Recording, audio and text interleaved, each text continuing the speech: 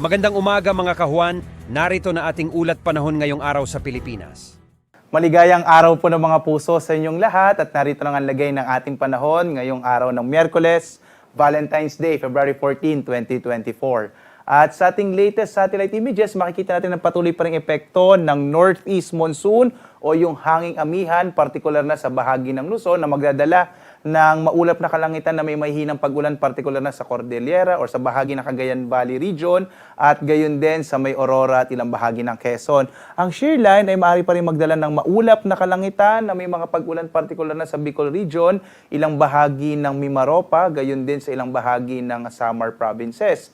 At sa iba pang bahagi ng ating bansa, generally fair weather pa rin tayo. Posible yung mga isolated rain showers and thunderstorms sa may Visayas at Mindanao, habang mga isolated light rains naman sa bahagi ng Luzon, particular na yung Ilocos Region, Central Luzon at yung bahagi ng Kamaynilaan.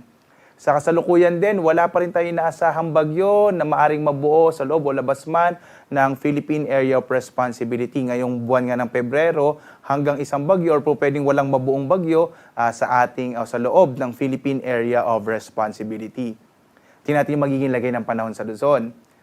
Dito sa Luzon, inaasahan pa rin natin ang posibilidad na may hinang pag-ulan, partikular na sa Cagayan Valley Region, sa may bahagi ng Aurora at itong hilagang bahagi ng Quezon. Epekto pa rin yan ng Northeast Monsoon o hanging amihan. Samantala, inaasahan natin ang maulap na kalangitan na may malaking tsansa ng mga pag-ulan sa may bahagi naman ng Southern Quezon, Bicol Region, ilang bahagi ng Mimaropa, lalong-lalo na sa may Oriental Mindoro, Marinduque at Romblon. Epekto pa rin yan ng shear line o yung banggaan ng mainit at malamig na hangin. Sa nalabing bahagi naman ng Luzon, sa may Cordillera, kasama din yung Kamaynilaan, Central Luzon at Calabarzon, inaasahan naman natin ang mga isolated o pulupulong mga mahihinang pag-ulan. Ito yung mga ambon na maaari nating maranasan, epekto rin ng hanging amihan. Medyo malamig pa rin yung mga gabi natin. Agwat nga ng temperature natin sa Lawag na sa 20 to 31 degrees Celsius. Sa Tuguegarao, 21 to 29 degrees Celsius. Sa Baguio naman, 13 to 23 degrees Celsius. Sa Kamaynilaan, 23 to 32 degrees Celsius hanggang 29 degrees Celsius sa Tagaytay at hanggang 28 degrees Celsius sa bahagi ng Legazpi. Narito naman ang magiging lagay ng panahon sa Palawan, Visayas at Mindanao. Sa Palawan, inaasahan pa rin natin ang posibilidad ng mga isolated rain showers and thunderstorms, habang malaki yung tsansa ng mga pag-ulan sa may bahagi ng Northern and Eastern Samar, epekto rin ito ng easterlies. Sa nalabing bahagi naman ng Visayas, inaasahan natin yung mga isolated o pulupulong mga pag-ulan, pagkidlat, pagkulog. Yung agwat ng temperatura natin sa Calayan Islands, 25 to 31 degrees Celsius.